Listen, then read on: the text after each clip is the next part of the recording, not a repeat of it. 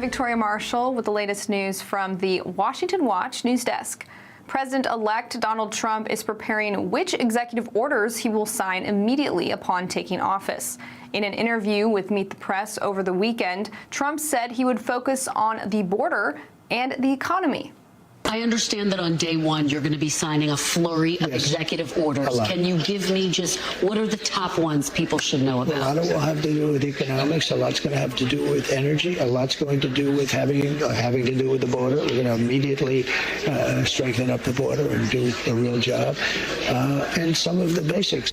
Trump also said he would be ending birthright citizenship on day one, something he wanted to do during his first term.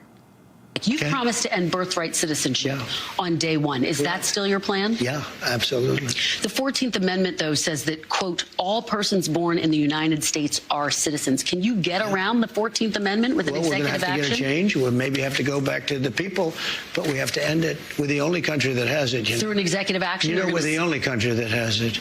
Do you know, if somebody sets a foot, just a foot, 1 foot, you don't need to, on our land, congratulations, you are now a citizen of the United States of America. Yes, we're going to end that because it's ridiculous. Through executive action? Well, if we can, through executive action. I was going to do it through executive action, but then we had to fix COVID first, to be honest with you. We have to end it. The Wall Street Journal is reporting that Trump's transition team is drafting several versions of an executive order ending birthright citizenship. Trump aides are preparing for an extended legal fight once Trump signs the order.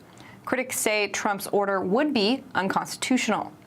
Trump also hopes to crack down on the practice of birth tourism, where foreign nationals travel to the U.S. to give birth to their children who automatically become U.S. citizens. And in other domestic news yesterday, the U.S. Supreme Court declined to hear a parent's challenge to a school district policy that secretly encouraged child gender transitions. A group of parents whose children attend a school in Wisconsin's Eau Claire area school district sued the school over its policy that encourages students to change genders while concealing it from their parents. The Seventh Circuit Court of Appeals ruled in March that the parents did not have standing to sue the policy because they had not been directly impacted by it. Justice Samuel Alito, joined by Justice Clarence Thomas, dissented from the court's refusal to review the Seventh Circuit's decision. In his dissent, Alito wrote that he is concerned that some federal courts are succumbing to the temptation to use the doctrine of Article III standing as a way of avoiding some particularly contentious constitutional questions. While it is important that federal courts heed the limits of their constitutional authority, it is equally important that they carry out their virtually unflagging obligation to exercise the jurisdiction given them. Justice Brett Kavanaugh did not join Justice Alito's dissent, but said he would have heard the case as well. It would have taken one more justice, however, to vote in favor of hearing the case for it to be reviewed by the Supreme Court. And in other domestic news, yesterday, 26-year-old Luigi Mangione was charged with second-degree murder in the assassination of United Healthcare chief executive Brian Johnson. He was also charged with 3 gun charges and forgery. Mangione was detained at a McDonald's in Altoona, Pennsylvania, early Monday after a McDonald's employee recognized him and called authorities. At the time of his arrest, Mangione was carrying a gun and silencer, a fake ID, and a handwritten manifesto that criticized healthcare companies for putting profits above people. Before Mangione was charged in New York, he was arraigned in Blair County, Pennsylvania, where he was charged with 5 crimes, including carrying a gun without a license, forgery, falsely identifying himself to the authorities, and possessing instruments of crime. Police say the suspect likely sees himself as a hero who saw the killing as a direct challenge to the healthcare industry's alleged corruption. And those are today's headlines. I'm Victoria Marshall. Up next is Washington Watch with Tony Perkins. We'll see you tomorrow with more news. From the heart of our nation's capital in Washington, D.C., bringing compelling interviews, insightful analysis, taking you beyond the headlines and sound bites into conversations with our nation's leaders and newsmakers, all from a biblical worldview. Washington Watch with Tony Perkins starts now. We have to break this endless cycle of having policies that entice people to come to our country illegally, because that is the lack. We're losing sovereignty and losing control over our nation. That was South Carolina Senator Lindsey Graham, the ranking member on the Senate Judiciary Committee, earlier today at a hearing on President-elect Donald Trump's plan to deport those who are in the United States illegally. Welcome to a special edition of Washington Watch. I'm your host, Tony Perkins. We're broadcasting in front of a live audience at our media center here in Washington, D.C. Well, coming up on this Tuesday edition, Missouri Senator Josh Hawley, a member of the Senate Judiciary Committee who was a part of today's hearing, will join us here in studio in just a moment. And we are one step closer to victory on the National Defense Reauthorization Act that has been laden with leftist social policies in the last few years. We're proud of this product. It was released over the weekend, and it includes critical wins for our troops and for our country at a very important time. We stopped funds from going to CRT and our military academies. We banned TRICARE from prescribing treatments that would ultimately sterilize our kids, and we gutted the DEI bureaucracy. That was House Speaker Mike Johnson earlier today. We're going to talk more about that because you weighed in and you helped make a difference as we've seen this bill cleaned up. Now, it still has a few more hurdles to go. We'll talk about that later. Also, we are going to return to the topic of Syria today, as how to influence the future of Syria and the broader Middle East will be a major question for the incoming Trump administration. The end of this regime is a defeat for all who enabled its barbarity and its corruption, none more than Iran, Hezbollah, and Russia. So this moment presents a historic opportunity, but it also carries considerable risks. History shows how quickly moments of promise can descend into conflict and violence. That was Secretary of State Antony Blinken yesterday. Lieutenant General Jerry Boykin, retired from the United States Army, joins me to discuss steps the incoming administration could take to stabilize that region. And federal and state authorities are saying they have no clues about the mysterious drones that have been sighted with growing frequency on the East Coast over U.S. air bases and other facilities. New Jersey has had the largest number of reported sightings, and New Jersey Congressman Chris Smith, who met last night with state and federal officials in search of answers, will join us later on this edition of Washington Watch. Well, as we've been discussing each day here on Washington Watch, the world is in a volatile state, and prayer for our nation and our allies is needed. So I want to invite you to join us in Operation Prayer Shield. Thousands of Christians from across the country are joined together in praying for our nation and for our allies. If you'd like to join us, simply text the word SHIELD. That's SHIELD to 67742. You'll receive weekly alerts, daily prayer points, and more. So text the word SHIELD to 67742. Also, want to remind those of you who are on our journey through the Bible, Stand on the Word, the second volume of our Stand on the Word journal is now available. So don't forget to order your copy by going to tonyperkins.com or text the word journal to 67742. And if you're not familiar with our journey through the Bible, well, text the word Bible to 67742, and I'll let you know all about it.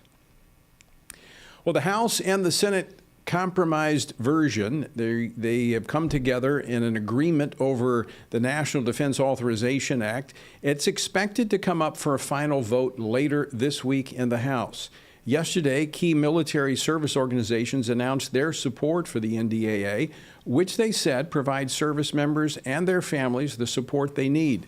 The annual defense policy bill has also been praised for weeding out the woke policies at the Department of Defense that have made it hard to recruit and to keep good service members. And it left out the language that the Senate version had included to force women age 18 and older to register for selective service, something that my next guest helped lead the charge against in the United States Senate. He was here on the program last week talking about it. You responded, And that language came out. With me now in person to talk more about this is Senator Josh Hawley of Missouri. He serves on 4 Senate committees, including the Senate Judiciary Committee and the Committee on Homeland Security and Governmental Affairs. Senator Hawley, welcome back to the program. Thank you. Great to be with you. And congratulations on, yes. I need one of those soundtracks during the week so I can always have a crowd with me. That language is out. It's out. It's out, which is a big victory. As we talked about last week, it never should have been in the first place, Tony. It's an absolute affront to women, to families, to our sense of the differences between male and female, which, of course, the left is trying to erase everywhere we look. But it is out of the bill, which is a tremendous victory. And now we can go forward and continue to do what we need to do to get the military out of the abortion business, which they're currently in as well. Right. And just for review, for the benefit of our audience, one of the concerns about forcing women to register for the draft, as the military has had difficulty in recruiting and in its retention because of its woke policies, that many of which were pulled out in this latest version, they were, I think the reality of going back to a draft is real. It is real. I mean, particularly as we continue to proliferate the number of conflicts we're involved in. You look at what this administration's done, the path they've led us down. We've got conflicts all over the world. They've committed us in resources and troops, all kinds of places. So the possibility of a draft is a very real thing. There's a huge shortfall in retention and recruitment. And forcing women to register, again, compulsory registration is something that they were looking at to try and stem that tide. Now, you previously served on the the Senate Armed Services Committee. You're now on the Judiciary Committee, but you've got a lot of military presence in your state of Missouri, so you keep up with those issues. Are you satisfied with the current version of the National Defense Authorization Act? Well, I'm still reviewing the final text. It hasn't come over to us yet in the Senate, so I want to look and see exactly what passes the House. So you're not of the Nancy Pelosi School of Government where you pass it, then read it? Yeah, I'd prefer to read it first, as a general. Yeah, just an idea. Unusual in Congress, but just an idea. Okay. But I do think that, listen, it's a huge improvement to get out the draft our daughters language. It is a major win to have language in there that prevents the military healthcare service from spending money on transgender surgeries, which is good. I'm concerned that the Biden administration has been spending hundreds of millions of dollars on transgender surgeries through the VA, which I don't like at all.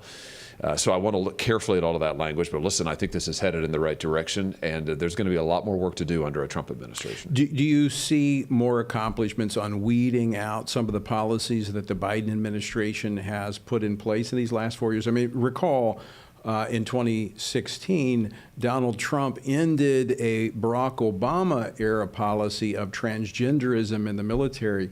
Is it possible to go back and revisit these things that have undermined the effectiveness of our military? Oh, it is. It's not only possible. I think it's absolutely necessary. And, I'm sitting down with Pete Hegseth, the president's nominee for Secretary of Defense. It's either tomorrow or the next day. And this is something I look forward to talking with him about. I mean, we've got a lot of work to do to get our military back to being the most lethal, ready fighting force in the world. That's their job.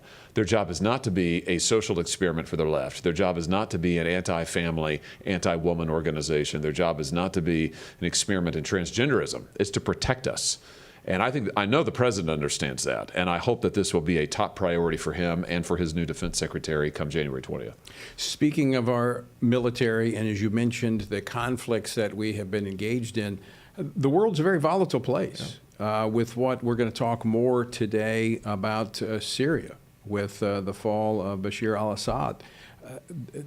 I cannot recall a time, certainly in my lifetime, but I think going all the way back to World War II, maybe even beyond, where we've seen the world so unsettled. Well, and that's exactly right. And we're facing a peer competitor in China. This is something that none of us have seen in our lifetimes. You think about the Soviet Union, how powerful they were. They never had an economy ever to rival ours. I mean, it's sort of close in the 50s. After that, we blew them away economically.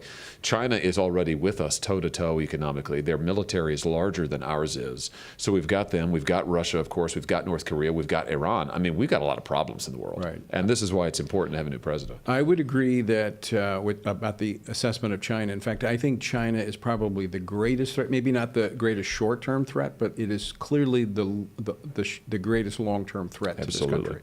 Absolutely. What do we need to be doing on that front? Well, we need to be sending a clear message that we're not going to allow them just to expand indefinitely all across the world. We're not going to put up with their imperialism. And we need to be also sending the clear message we're not going to allow them to cannibalize our economy, which this president, this current president, has absolutely allowed. We are right now, Tony, paying Chinese auto manufacturers who make electric vehicles. We are sending them tax subsidies to make electric vehicles in China and then sell them back to us at a premium.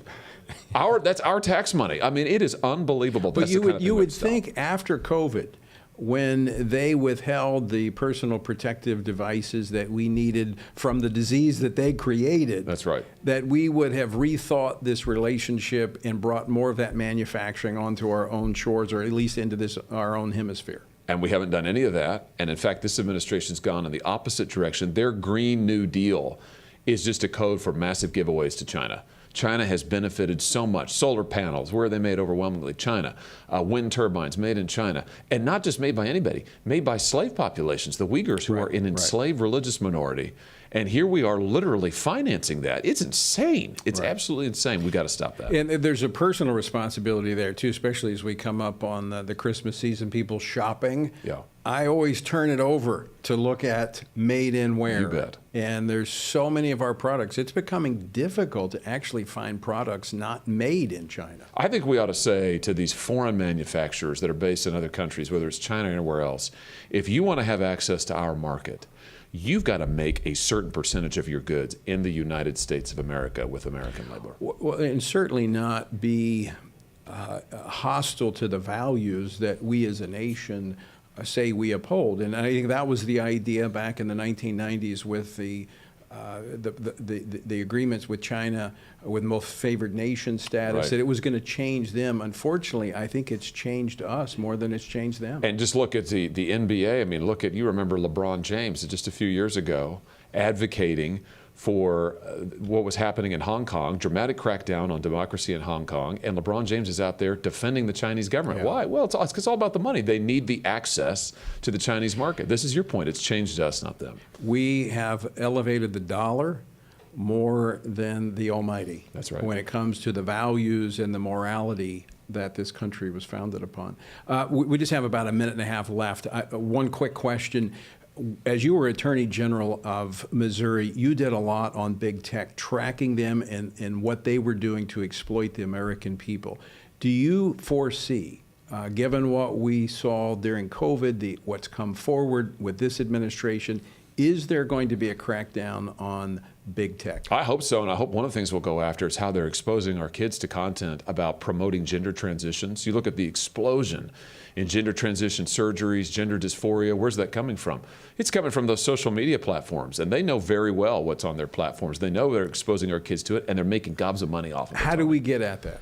Well, I think what we've got to do is give parents the ability to protect their kids. And right now, these big tech companies, if they take a picture of your child off your Facebook page and they exploit it, and they expose your kid to child pornography, or they turn that picture into child pornography, you can't do anything about it. You can't sue them. You can't challenge them. You can't get a hearing. Section 230. Section 230. We got to change that. All right. Well, hopefully we'll get at that in this next administration. Senator Josh Hawley, always great to see you. Thank you for your leadership on the Hill. Thank you for fighting for faith, family, and freedom. And thanks for joining us here today on Thanks for Washington having Watch. me. Thank you. Let's thank Senator Josh Hawley. All right, when we come back, I'll be joined by FRC's very own retired Lieutenant General Jerry Boykin to discuss some of the latest developments in Syria following the collapse of the brutal Assad regime. Stay tuned for more. The throne of Jesus Christ is unchallenged. His name was never on the ballot to begin with, and it's never going to be on the ballot. He's the King of Kings, and he's the Lord of Lords, and nothing's going to change that. And so our mission stays the same. Preach the gospel, make disciples, get ready for heaven. In the meantime, that we're to advance the concerns of the kingdom of God here on earth. America has entered a critical and vulnerable period from now until January the 20th. Join Family Research Council for Operation Prayer Shield, a 10-week prayer initiative for our nation. From now until January 20th, our country faces global challenges, a transition of leadership, and a lame-duck session of Congress. This season calls for heightened spiritual vigilance, discernment, in prayer. Text the word SHIELD to 67742 to join us. You'll have access to prayer points, scripture, prayer calls. Text SHIELD to 67742. Unite with us and pray for our nation. Let's not be discouraged. Don't lose heart. Don't lose the faith. Stand now strong, because the Lord has given us the great privilege of living in a time when our choices matter, when our lives matter, when our courage matters. So let's stand together and save this great country. God bless the United States of America. The American Republic has a freedom like no other. It has roots in the scriptures, far more than any other heritage. And if we as followers of Jesus and conservatives don't defend it, who will? Neutrality is not an option. There are many Christians who believe that if we just keep our heads down, if we just don't say the wrong thing, that somehow we will come out of this unscathed. You're naive if you think that, because what they want from us is not our silence. What they want from us is our submission. Part of the dilemma of Christianity in our generation is that we've relied a little too much on human wisdom and human reasoning, human strength, human resource, and we've relied too little on the power of God and God's ability to open doors that we can't open and do things that we couldn't even hope to begin to do. This may not be an easy task, but we are living in a moment of challenge, but also of great opportunity. And we know always that we are not alone, that His Spirit empowers us and protects us, and that He can do the unimaginable.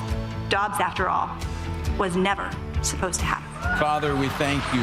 You have entrusted us with this moment in history, and I pray that we would be found faithful, and that as a result of our faithfulness to you, that thousands, millions would come into the kingdom as they would experience the forgiveness of sin and the new life that is found only in Jesus Christ. Amen.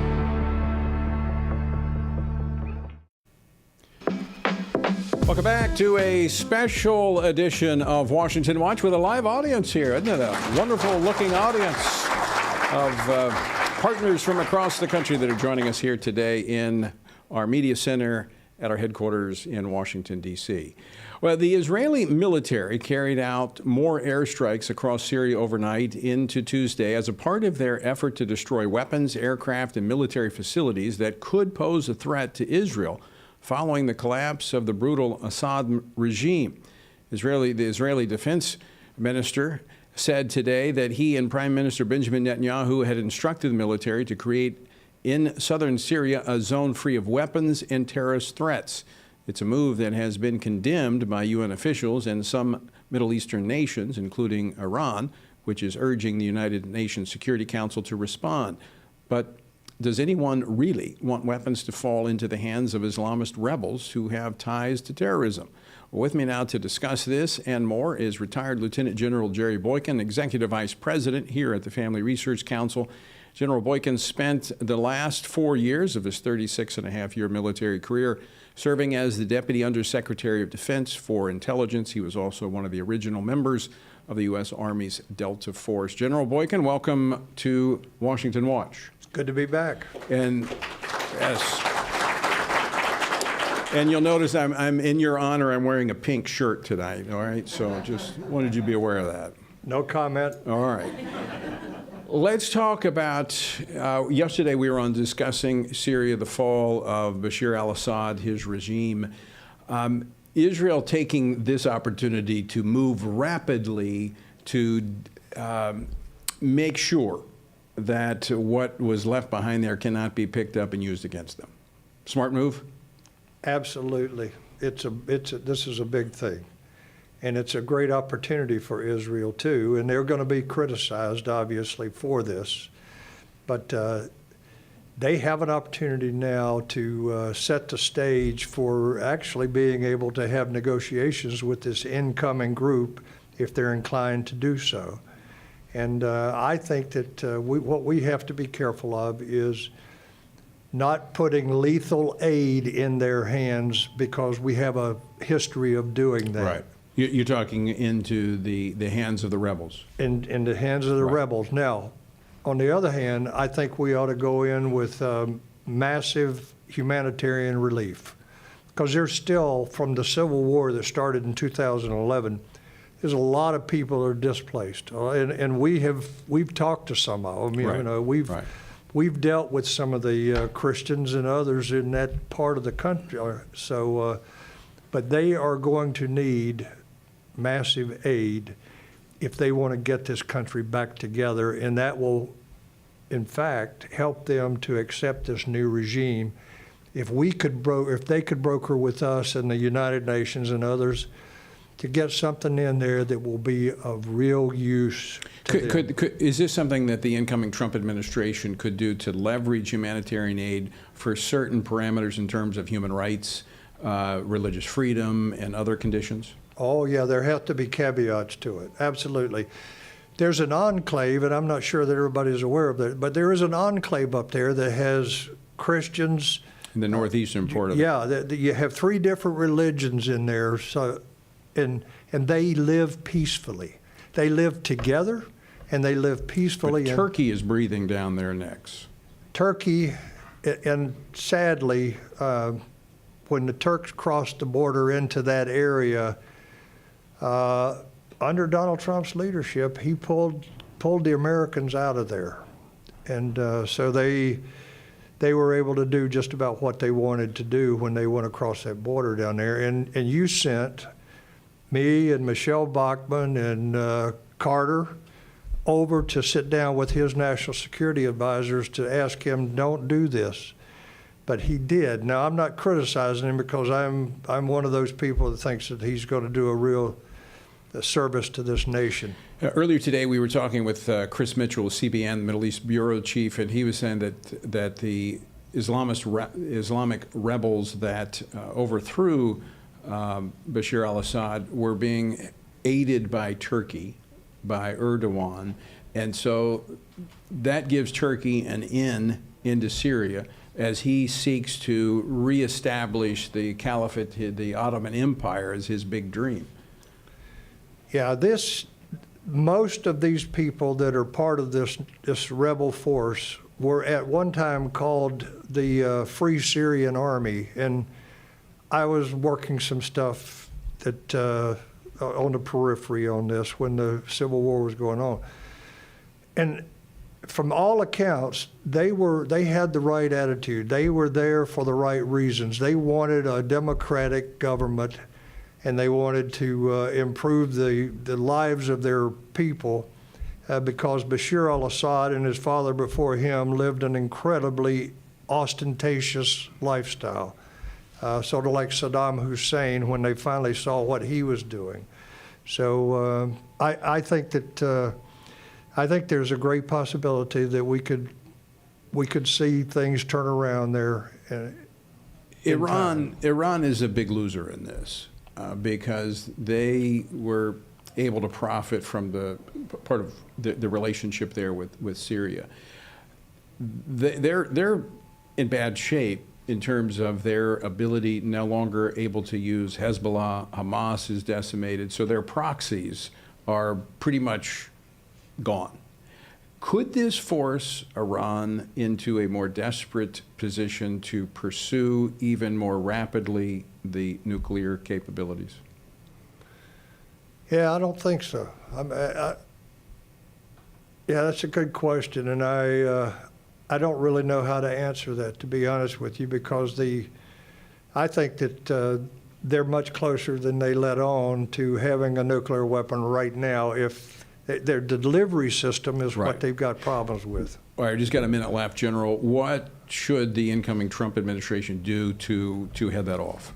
Oh, the toughest sanctions that we can possibly use against them should be done right away, immediately, because they are violating the JCPOA to start with, and this administration has done absolutely nothing in response to that. They've unfrozen many assets and helped them actually fund their terrorist activities. That's what exactly they've done. Right.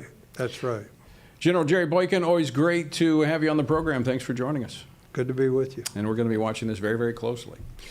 All right, folks, still to come. We're going to be joined by Congressman Chris Smith of New Jersey. Some drones flying over the East Coast. What are they about? Well, he was investigating that last night. And then coming up next, Senator James Lankford of Oklahoma joins me to talk more about the welfare of Christians in Syria. That's next. Don't go away. It begins here, and here, and here. Every day. Before you stand, you need solid ground. Standing in a culture that wants you to surrender the truth won't work unless you have a firm foundation. At Family Research Council, we have that firm foundation, and you can find us standing. We stand for the value of all human life. We stand for the right of families to flourish. And every day we stand for your freedom to believe and to live out those beliefs both at home and abroad. We work with government officials, educating them on the issues from a biblical worldview. And when necessary, we hold them accountable. We equip Christians across America to be informed and to take action in their communities. With our daily radio program, television appearances, and vast online presence, we reach people where they are. We envision an America where all human life is valued, families flourish, and religious liberty thrives. And that won't be realized if we're not standing. Stand for faith. Stand for family. Stand for freedom. Stand with us at FRC.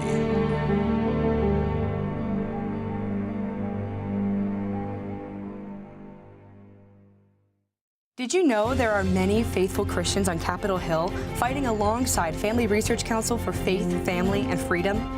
Download the Stand Firm app today to view the latest video series from FRC, Defending the Faith, Profiles in Leadership. The series features exclusive sit-down interviews with our nation's leaders that go beyond the policies and politics to the events that brought them to Washington, D.C.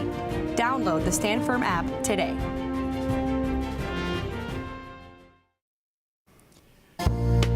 Welcome back to a special edition of Washington Watch with a live audience here in our media center at our headquarters in Washington, D.C. If you've not yet downloaded the Stand Firm app, I encourage you to get the Stand Firm app where you can take Washington Watch with you wherever you go. Just go to the App Store and download the Stand Firm app or text app, APP, to 67742, and I'll send you a link. Not only will you get the daily broadcast of Washington Watch, you'll get the Washington Stand, our news feed, and you'll get our morning devotional, Stand on the Word. So go to the App Store, get the Stand Firm app. The collapse of the brutal Assad regime over the weekend has been met with mixed reactions, mostly positive, but also expression of concern. As bad as the Assad regime was, the situation in Syria now is fraught with much uncertainty, especially for Christians and minorities in the areas that have been taken over by rebel jihadist groups. What impact might the latest developments have on them, and what could the incoming administration do to protect Christians in that region of the world? Joining me now to discuss this is Senator James Lankford of Oklahoma, who serves on 4 committees, including the Select Committee on Intelligence. He's also the vice chair-elect of the Senate Republican Conference, and he served in Christian ministry for more than 20 years before coming to Congress. Senator Lankford, welcome back to Washington Watch. Always great to see you. Thanks, Tony. I wish I could be sitting there with you in the live audience there, so thanks. Well, they send their regards and their gratitude for the work that you do on behalf of families. So let's talk about the fall of the Assad regime. Where does that leave Christians that still remain in that nation? Because as bad as he was, he kind of had a hands-off approach when it came to Christians. He did, actually. He allowed Christians to be able to be there. The challenge has been, for the last now decade and a half, is that there's been an ongoing civil war in Syria, so it's been chaos more than anything else there for the longest period of time.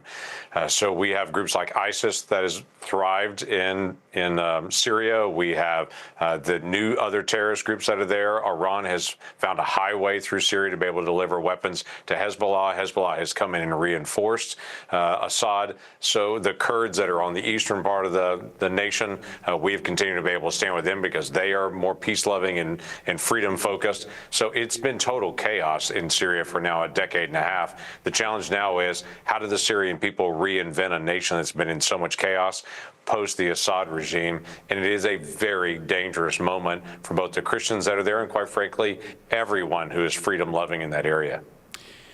Could this be yet another refugee crisis in the making? It could be. Here's the interesting thing. Refugees that were Syrian refugees that had left and gone to Turkey or had gone into Lebanon have started returning back to Syria already.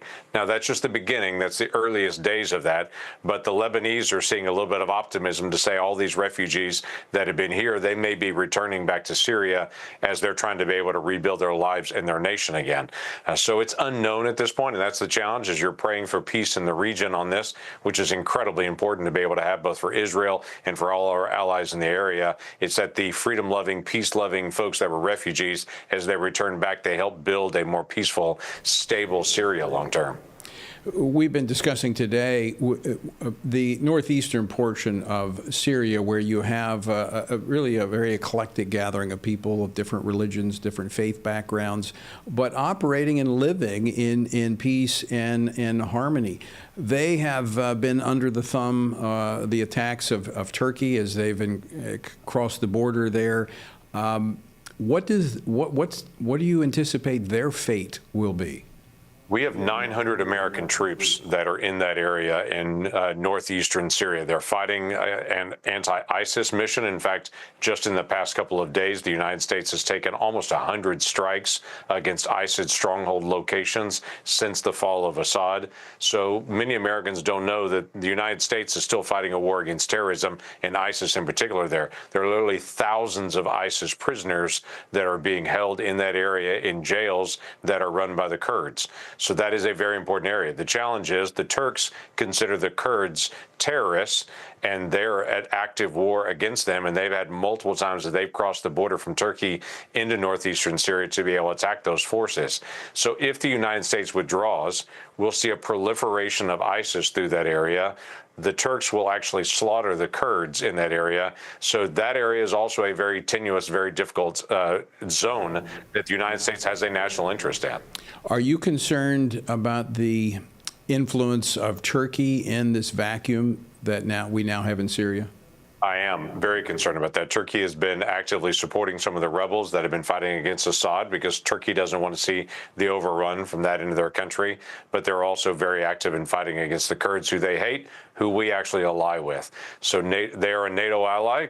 Turkey has been an ally long term, but Erdogan has not been predictable, nor consistent, and nor peace-loving, quite frankly, in this process. He interacts with Russia as much as he interacts with us, though he is a NATO ally. So it is a very difficult time, not only for Syria, but also for the future of that alliance with NATO and with Turkey.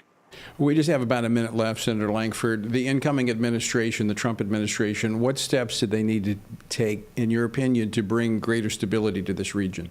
Well, they should do a couple of things. They should tell Russia to be able to get out. As Russia has now fled from Syria, they were one of the major stabilizing forces. They need to tell Iran to be able to get out of Syria. That's not their business. Iran is using Syria as a proxy to then attack Israel. So if we're going to stand with Israel, we need to stand for Iran getting out of Israel and Iran out of Syria and Russia out of Syria. But we also need to stand with those Kurds.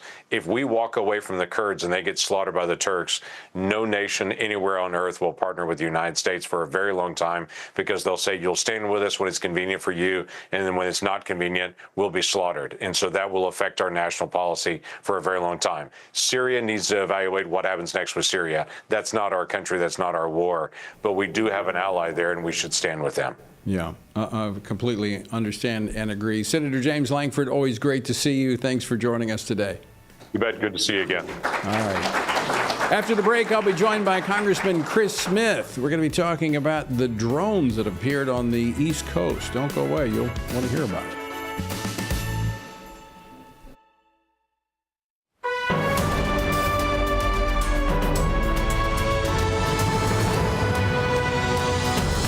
Hello, I'm Tony Perkins, president of the Family Research Council here in Washington, D.C. Behind me is one of the most recognizable buildings in all the world, the U.S. Capitol. What does it stand for? Well, most people say government. But you know the Bible talks about 4 institutions of government? You know what they are? And do we have a republic or a democracy? Well, what do you say? Also, what about this thing, separation of church and state? Does that mean Christians shouldn't be involved in government? Guess what? We address those issues and more in our new God and Government course. I invite you to join us to see what the historical record and the Bible has to say about government. Join us for God and Government.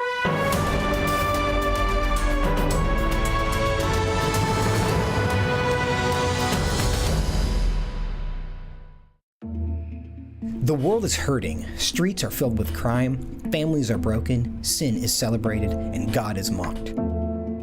Everywhere we look, the wages of our sin are on full display. As Christians, we know that surrender to God's will is the solution to our biggest problems, but not everyone agrees. Even in church, we hear people say the most important thing is to be tolerant, that we shouldn't impose our morality on other people, and that loving our neighbor means celebrating what they do. But you can't do that. It's not that you don't love your neighbor, you do, but you care about God's opinion more than your neighbor's opinion, and this makes you different. In fact, sometimes it makes you feel alone, like you're the only one. But there is good news. You are not alone, not even close. Research has found that there are 59 million American adults who are a lot like you. There are millions of people around the country who are born again, deeply committed to practicing their faith, and believe the Bible is the reliable Word of God. But that's not all. They're also engaged in our government. They're voters. They're more likely to be involved in their community, and they're making a difference in elections. The problem is that a lot of them feel alone too. We want to change that. FRC wants to connect these 59 million Americans to speak the truth together, no matter the cost. If you want to learn more about this group and what it means to be a spiritually active, governance-engaged conservative, or if you want to find out if you are one of these SageCons yourself, go to frc.org/SageCon and take the quiz to find out. The world is hurting, and we have the solution. We can't do it alone, but we can do it if we work together. That's what we're working toward every day. Join us. Go to frc.org/SAGECON, SageCon, to learn more. That's SAGECON, SageCon, to learn more. All right, welcome back to a special edition of Washington Watch with a live audience here in our media center in Washington, D.C. Well, this Christmas season, Family Research Council invites you to join us in shining the light of biblical truth here in our nation's capital. During this dangerous leadership transition, FRC is serving as a watchman on the wall, protecting faith, family, and freedom from the left's attacks.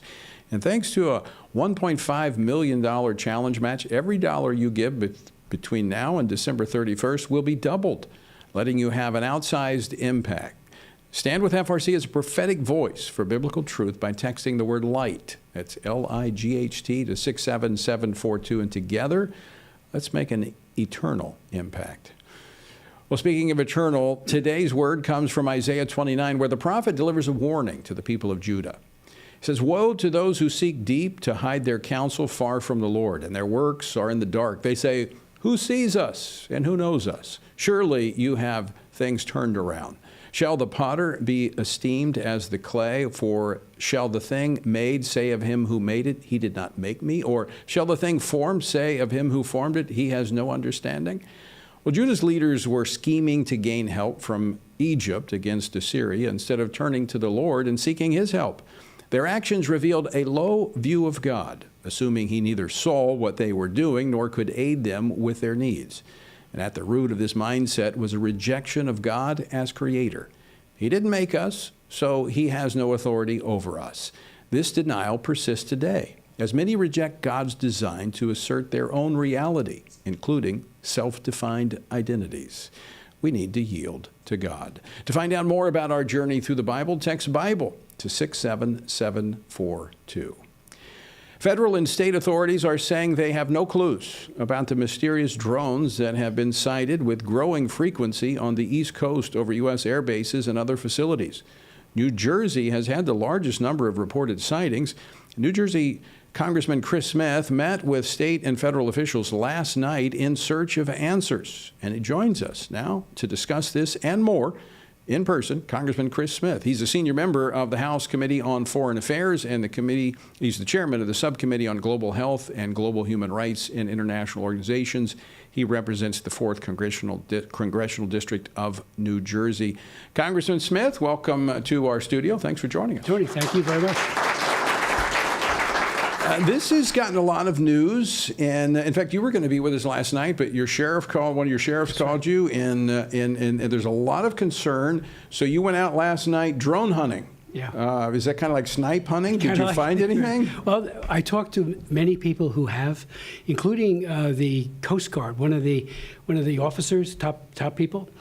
He said that one of their 47-foot rescue boats the night before, so that's 2 nights ago, had more than a dozen drones following them as they went up and down. How big are these drones? About the size of a car. So these are big. They're big. They're big. And that same night, one of the Ocean County sheriff officers observed 50 of these things coming from the ocean across the sand and into like the mainland, suggesting that they're being deployed via a ship. And I can't believe we had a meeting, a Zoom meeting with our governor in Mayorkas several days ago, and the governor's saying there's nothing to worry about. We have questions. Which, how do you know that? Well, that's my question. Himself, it was like he was clueless. So I've asked the Department of Defense. I talked to our Joint Base commander at the Joint Base, which is a huge, by 3 different services and more, because there are many tenants there. But our Army, Navy, and Air Force. About their capability, because they if a drone goes on within their defense perimeter, they will bring it down or they'll identify it. And he says, we got the capability. I said, well, we need it.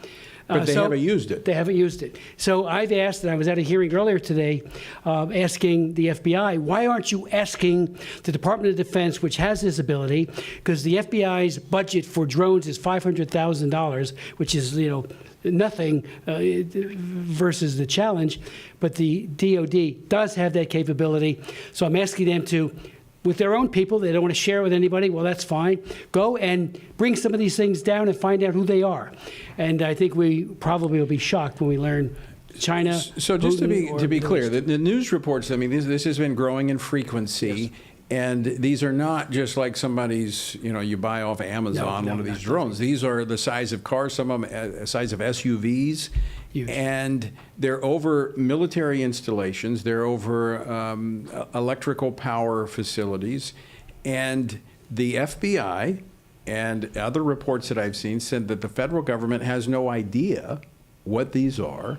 But they tell us we don't have to be concerned. It's absurd. How is that? That's what I said. How do you know that? You should say, we hope we don't have concerns, but we better investigate and do it quickly. Is this like the Chinese balloon that went all the way across the country? And this may be much worse, because there are so many of them. They've been deployed. They come they'll be there tonight somewhere in large numbers.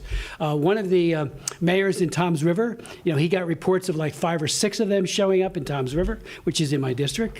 But the ones coming across from the ocean, that's really the $64 question. I even asked Mayorkas on that Zoom, why can't we follow them and figure out what their origination is? Don't we have that capability? Do we not know if there's a ship out there that they're coming from? This is the Coast Guard should be going, or the military, find out if that's what their home base is. And you could run these things out of Beijing or out of Moscow or wherever you want to do it.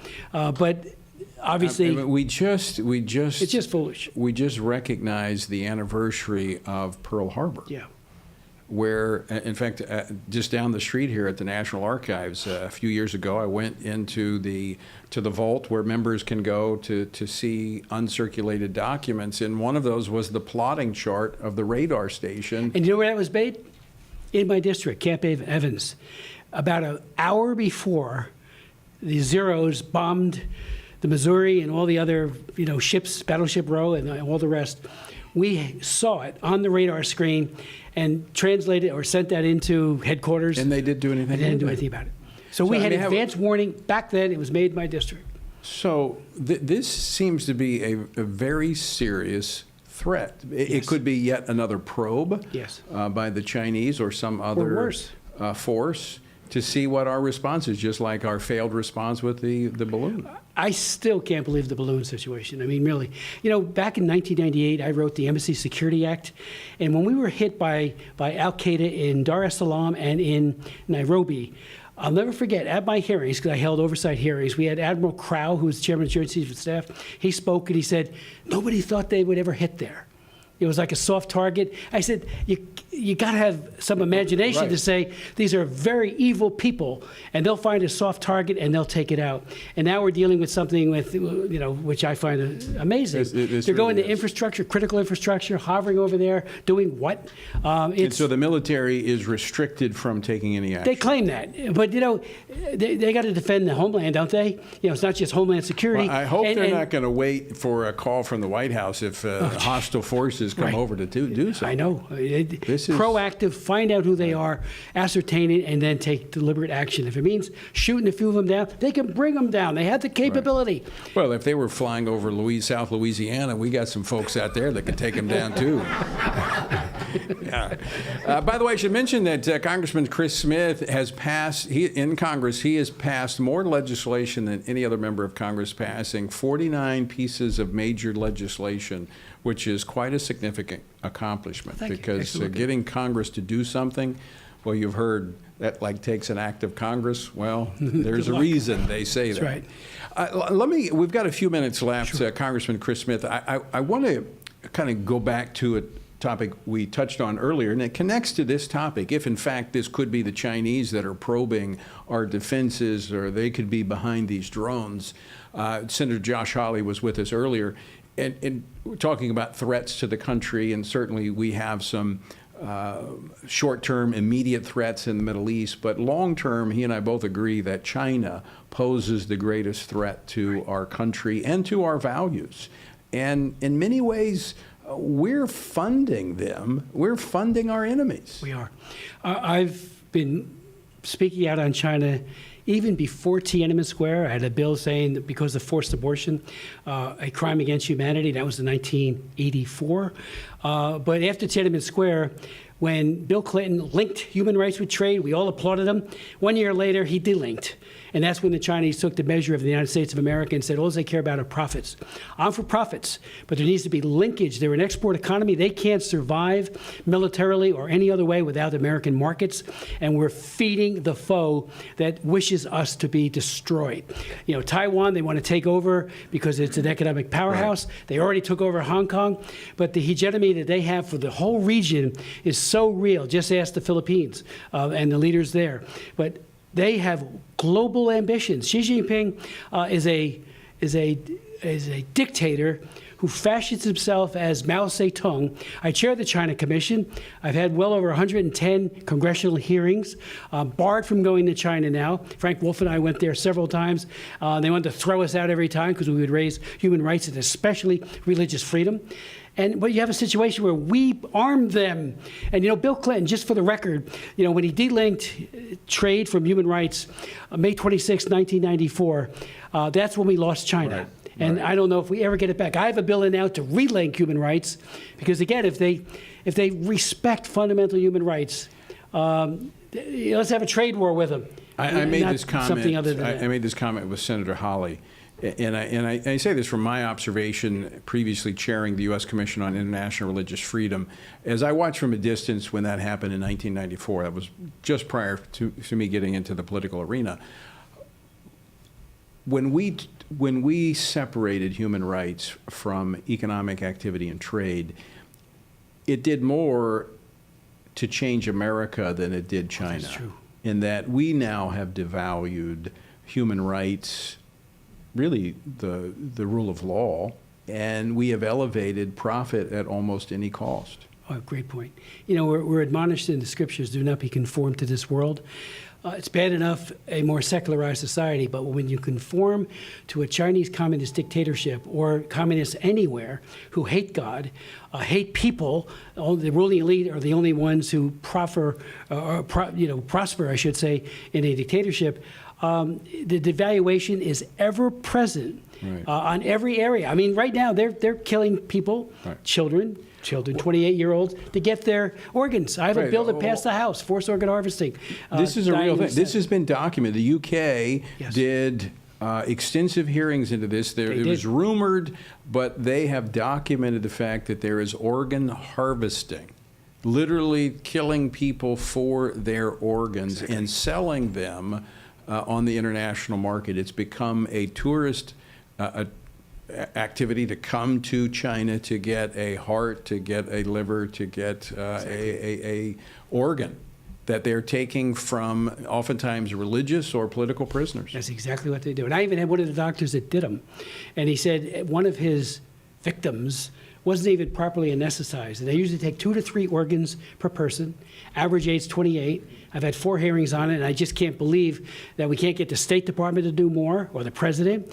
And I still can't believe that the Senate is blocking my bill right now, forced organ harvesting legislation. What would your legislation do? It would do a number of things. It would make sure that anyone who knowingly procures such an organ, goes to Shanghai and is knowingly procuring it under less than voluntary circumstances, they're held to account. The brokers, the Chinese leaders that are part of this, starting from the very top, Xi Jinping, we can sanction them, make it so that they can't do business here on any other level, and would require extensive, aggressive reporting by the Department of State, which they haven't done.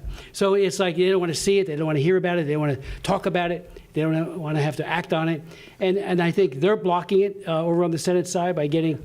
Let's talk about that. We just got a couple minutes left. But the influence, people don't realize that. I was shocked by this because I, too, have been sanctioned by China. I can't go to China. You and I both. Yeah, I go, so I can't, that slow boat to China that I've always heard about, I can't take it. But China has tremendous influence in our Congress. Oh, yes. Talk about that. Well, they often use surrogates. They are in contact, obviously, but they often get many in the business community to do their bidding. They get many in the executive branch to do it, and they do it very effectively. For years, the whole idea was if we just trade more, they will matriculate from a dictatorship to a democracy. I said, you believe that? I'll sell you the Brooklyn Bridge. It's never happened. We've got to have conditionality that is absolutely ironclad about human rights. And if we did that, we would have had a different China. I have a bill in right now that says let's relink human rights to trade. And it hasn't passed yet, but I'm going to push very hard for it next year. Look what Bill Clinton did when he brought in Che Haitian. Here's the guy that was the operational commander for Tiananmen Square for the murders that took place there. He goes to the Army War College and says nobody died at Tiananmen Square. I couldn't believe it. There he is, being feted by Clinton, 19-gun salute. Everybody's marching in front of the White House with him and this now the head of their DOD equivalent. He's a murderer. He should be at The Hague for crimes against humanity. So I had people who bore witness to the fact that many people died, including somebody from the People's Daily who tried to report on it, went to prison himself. But it just shows the art of the big lie. Right. And so many people here are willing to buy into it. Just about 30 seconds left. But and the law firms up here, the K Street types, they are so effective at killing things at the committee level. They get a lot of money. Tons of money. A lot of money. Unlimited. But what does this do to those that are yearning for freedom, that are looking to America? It discourages them. They don't think we're a friend. They often don't get the information except through Radio Free Asia and other kind of surrogate broadcasting, but it doesn't get through to them in many cases because they get nothing but propaganda. Google, I had a famous hearing in 2006 with Google, Microsoft, Cisco, and Yahoo. They're totally misrepresenting Tiananmen Square and everything else. Well, they've erased that from their history books. It's right out there. And you go to do a Google search in Beijing. I did it. You can't find it. Chris Smith, thanks for joining us today. Thank you so much, Tony. Thanks for fighting. Thank you for your leadership. Well, thank you. Thanks for fighting for faith, family, and freedom. And folks, thank you for joining us today. And until next time, I leave you with the encouraging words the Apostle Paul says, when you've done everything you can do, when you've prayed, prepared, and taken your stand, by all means, keep standing. Washington Watch with Tony Perkins is brought to you by Family Research Council and is entirely listener-supported. Portions of the show discussing candidates are brought to you by Family Research Council Action. For more information on anything you heard today, or to find out how you can partner with us in our ongoing efforts to promote faith, family, and freedom, visit TonyPerkins.com.